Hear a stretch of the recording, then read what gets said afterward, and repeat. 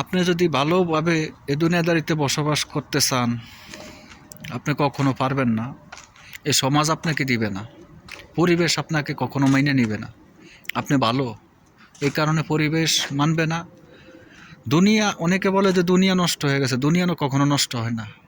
দুনিয়া ভালো, শুধু দুনিয়াতে যেই সব অমানুষ আছে তারা ভালো না।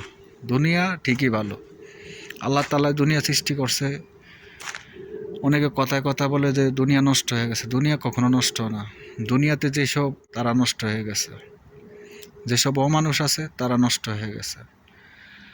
এই তাদের কারণে মনে করেন আজ আপনি ভালোভাবে জীবনযাপন করতে পারতেন না, ভালো কোনো কথা বলতে পারতেন না, ভালো কোনো কিছু করতে পারতেন না। কারণ আপনার পিছে কিছু অমানুষ দাঁড়িয়ে যাবে, আপনি কেন ভালোভাবে কাজ করবেন। এই দুনিয়ার মানুষ আপনাকে ভালো হয়ে কাজ করতে দিবে না। আপনি যতই করতে চান আপনাকে ঠেক দিবেই, এটাই বাস্তব।